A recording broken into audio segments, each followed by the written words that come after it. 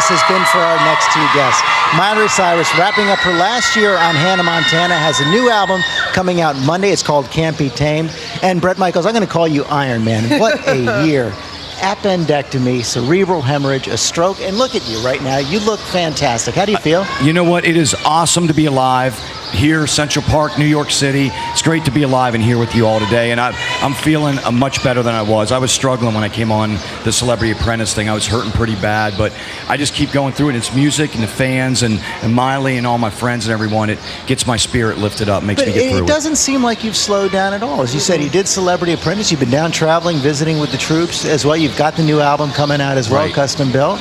Well, you know what, for me, and I say this again, I feel blessed because I'm one of the 20% that get to survive the hemorrhage, and that was it was pretty scary few days. Those 3 days I was in the coma and I came out of it. I'll tell you what, it's a nice feeling to know that I survived it and be here and fighting. You've got one more operation coming up, a hole in your heart. Yeah, the operation will be in the early winter. I get the PFO, the hole in my heart, operated on, and after that, man, I'm ready to go. I figure I'm losing organs so fast, we better get out here and do this song quick. And we can't wait to hear that song. It's going to be awesome. I know. And this young woman is awesome. Love her. You know that. Great. And you've got a lot going on as well. You know, a lot of these young fans, they grew up with you. With Hannah Montana, it's coming to an end. Is it a bittersweet moment for you, Miley? It's definitely bittersweet for me. But, you know, I'm really, again, I think I'm so blessed because I've been able to do my show that is great for my younger fans to be able to, you know, still enjoy what I do because it's what I love. I love acting. I love comedy. But then I have this new record that, you know, is for everybody. It's not just for the kids. It's for everyone. And I feel so lucky that, I mean, I look out here and I see girls my age that are like, I relate to that. That helps me through stuff. And it's awesome. Can't be tamed. And you know what, Miley? George and I said that when we looked at, we're like, hey, the audience, yes, your fans, they're growing up with you. Yes, we can see them over the barricade, unlike the last time I was at GMA.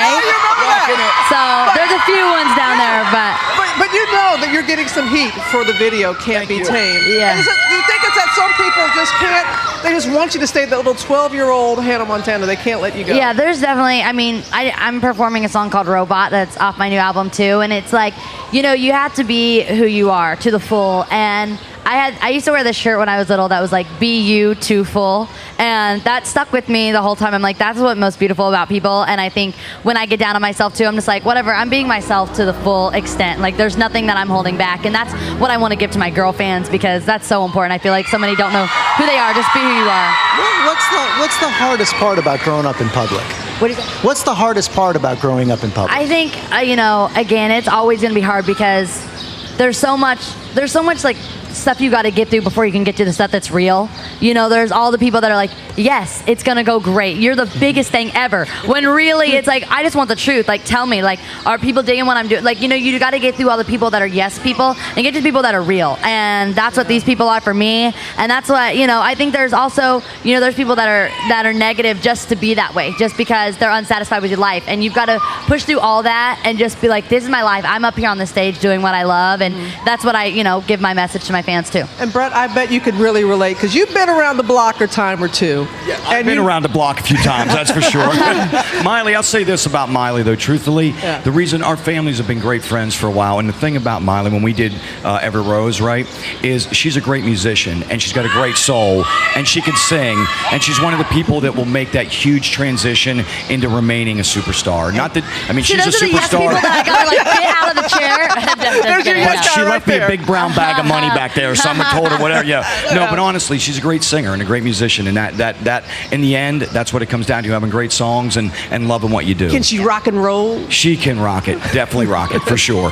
Your first concert ever, a Poison concert? My first concert was a Poison concert, and that was an interesting night. Don't say how long ago that was. That was back when I was probably about 8, and my mom dragged me with my with my brother, who got to go back and meet. You were on tour with Warrant, and my brother got to meet him, and I was like so mad. I didn't know who it was. I was just like, I want to meet him too. So I was like so jealous. I got it. I actually, the joke about not having the shirt is a joke because I do have one from that day. It's to here now, but I have one. Yeah, her first concert was Poison, so we brought her into the rock world, right? I just told her, don't say how long ago that was. You know what I mean? We just keep that in the DL down low. Hey, your girl's gonna miss Hannah Montana?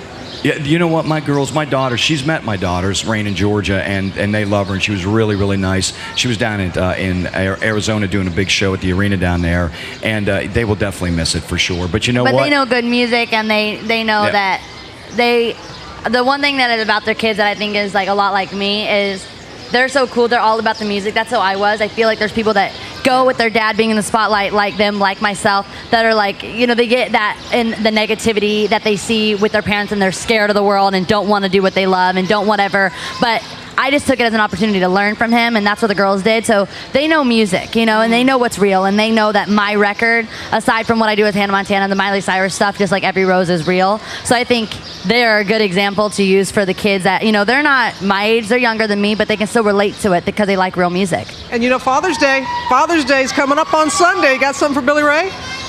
Oops. Yes, she does. Yes. Actually, yes. Yes, the question is yes. Yeah. No, I don't know what it is yet, but I'm a big Mother's Day girl. I always go full from a dad, and then for my mom, and then I'm like, you want to hug, Dad? That always happens, believe me.